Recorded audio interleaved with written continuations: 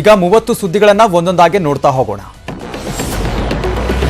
Paralysis ಬರದಂತೆ ಮುಂಜಾಗೃತೆಗಾಗಿ injection ತೆಗೆದುಕೊಂಡ ಮಹಿಳೆ ಆಸ್ಪತ್ರೆಯಲ್ಲೇ ಸಾವನ್ನಪ್ಪಿದ್ದಾಳೆ.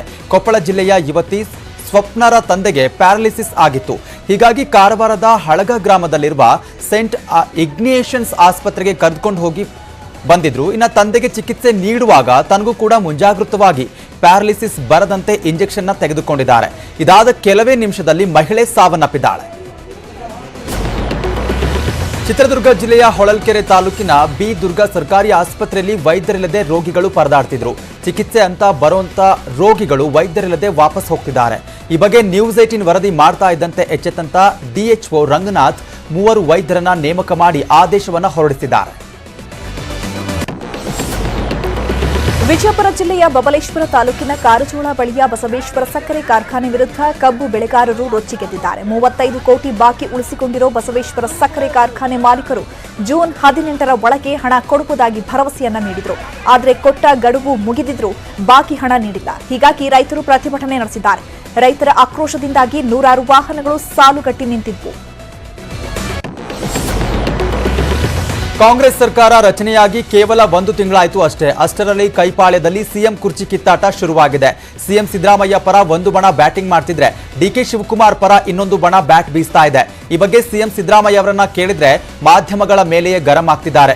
ಎಲ್ಲವೂ ಮಾಧ್ಯಮ ಸೃಷ್ಟಿ ಎನ್ನುವ ಸಿಎಂ ಸಿದ್ದರಾಮಯ್ಯನವರೇ ಮಾಧ್ಯಮ ಎಂದ್ರೆ ಮಹದೇವಪ್ಪನ ಸತಿ ಜಾರಕಿಹೊಳಿನ ಅನ್ನೋ ಪ್ರಶ್ನೆ ಎದ್ದಿದೆ.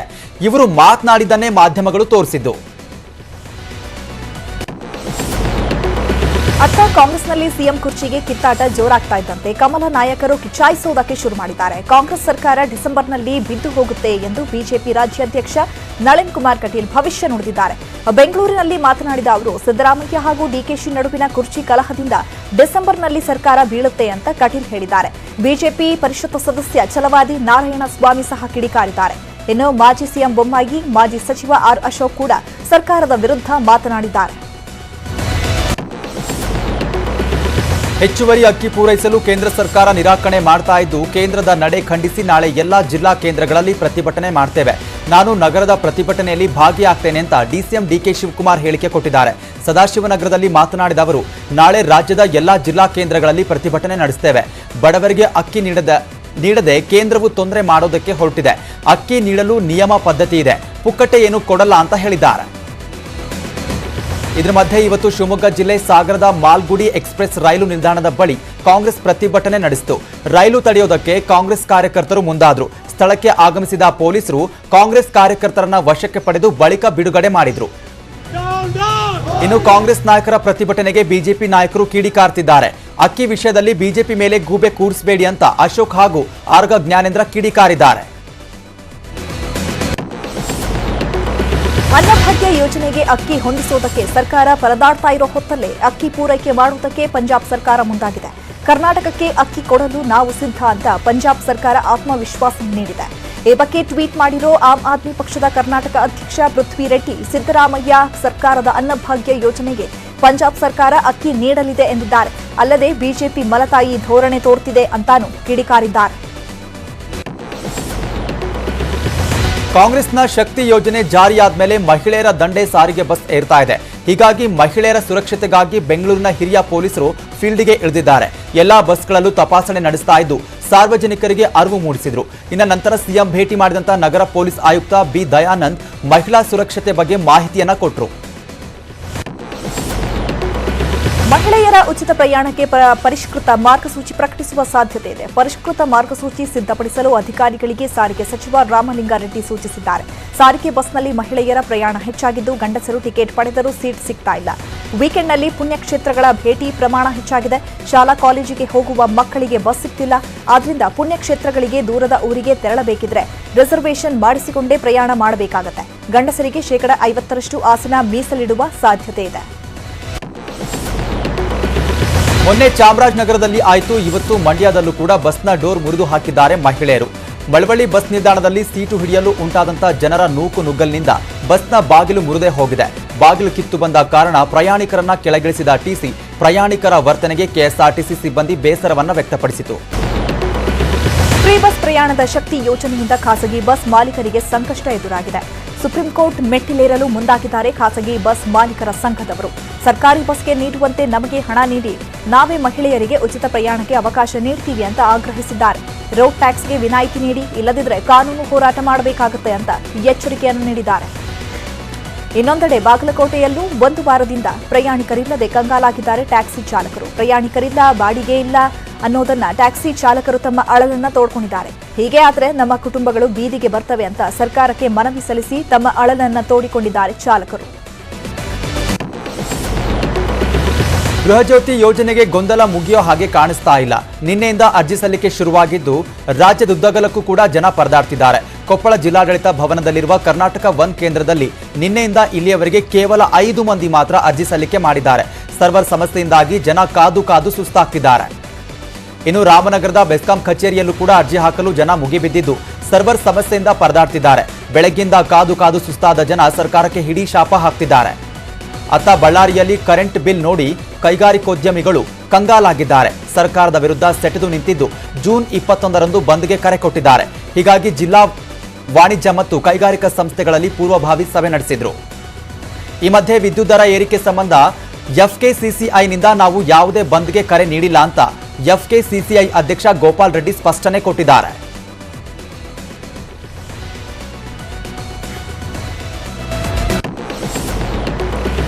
ಗೃಹಜ್ಯೋತಿ ಯೋಜನೆಯ ಲಾಭ ಪಡೆಯುವುದಕ್ಕೆ ಜನ ಕಾದು ಕಾದು ಸುಸ್ತಾಗ್ತಿದ್ದಾರೆ. ಮೇಲಿಂದ ಮೇಲೆ ಸರ್ವರ್ ಡೌನ್ ಆಗ್ತಾ ಇರೋದ್ರಿಂದ ಅರ್ಜಿ ಸಲ್ಲಿಕೆ ಮಾಡೋದಕ್ಕೆ ಆಗ್ತಾ ಇಲ್ಲ. ಈ ಬಗ್ಗೆ ಪ್ರತಿಕ್ರಿಯೆ ನೀಡಿದ ಉಪಮುಖ್ಯಮಂತ್ರಿ ಡಿಕೆ ಶಿವಕುಮಾರ್, ಸಾರ್ವಜನಿಕರು ಆತಂಕ ಪಡುವ ಅಗತ್ಯವಿಲ್ಲ, ಮುಂದಿನ ತಿಂಗಳಿನಿಂದ ನಿಮಗೆ ವಿದ್ಯುತ್ ಬಿಲ್ ಬರಲ್ಲ ಅಂತ ಹೇಳಿದ್ದಾರೆ.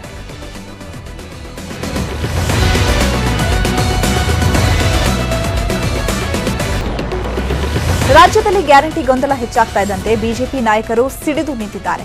ರಾಜ್ಯ ಸರ್ಕಾರದ ವಿರುದ್ಧ ಹೋರಾಟಕ್ಕೆ ಪ್ರತಿಪಕ್ಷ ಬಿಜೆಪಿ ಸಿದ್ಧತೆಯನ್ನ ಮಾಡಿಕೊಳ್ತಾ ಇದೆ. ಸರ್ಕಾರದ ವೈಫಲ್ಯ ಖಂಡಿಸಿ ಪ್ರತಿಭಟನೆ ಸಂಬಂಧ ಬಿಜೆಪಿ ಕಚೇರಿಯಲ್ಲಿ ಮಹತ್ವದ ಸಭೆ ನಡೆಸಿದ್ರು.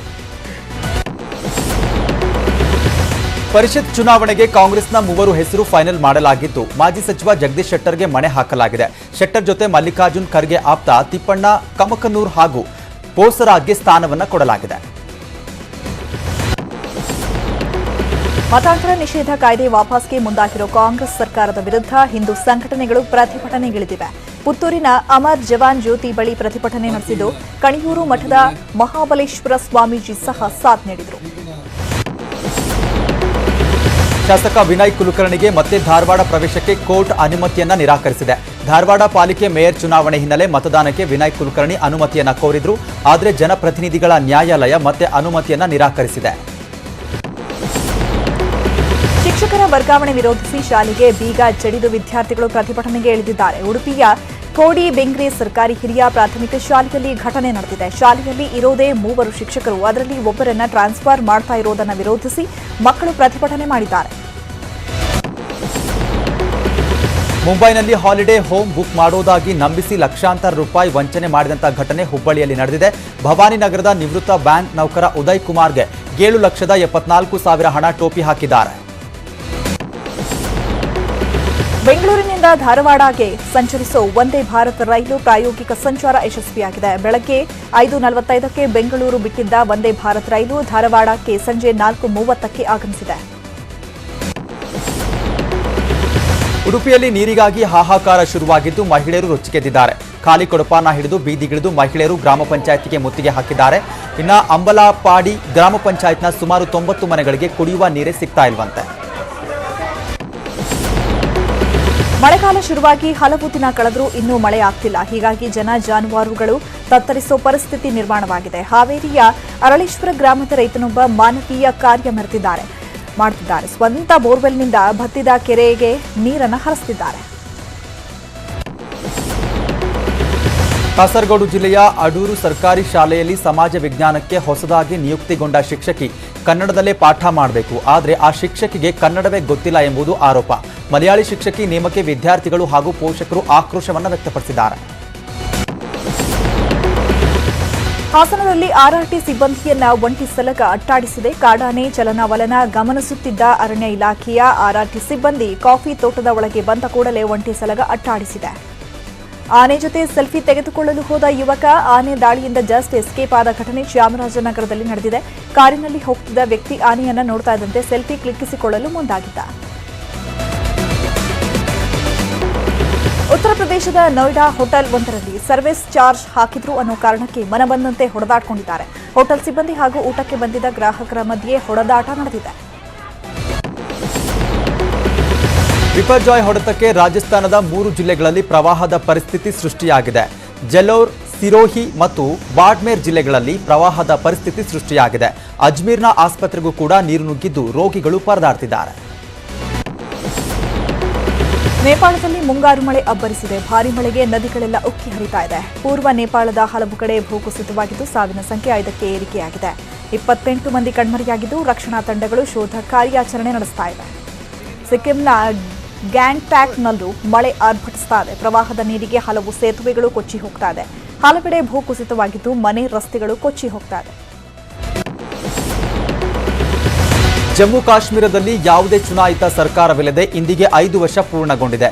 ಕಣಿವೆ ರಾಜ್ಯದಲ್ಲಿ ಪ್ರಜಾಪ್ರಭುತ್ವವನ್ನ ಮರುಸ್ಥಾಪಿಸುವುದಕ್ಕೆ ಕೇಂದ್ರ ಸರ್ಕಾರ ವಿಳಂಬ ಧೋರಣೆ ತೋರ್ತಿದೆ ಅಂತ ಜಮ್ಮು ನಾಯಕರು ಕಿಡಿಕಾರಿದ್ದಾರೆ. ಇವಿಷ್ಟು ಇವರೆಗಿನ ಪ್ರಮುಖ ಅಪ್ಡೇಟ್ಸ್. ನೋಡ್ತಾ ಇರಿ ನ್ಯೂಸ್ 18. ಜಾಲ ನಮ್ಮದು, ಬಲ ನಿಮ್ಮದು.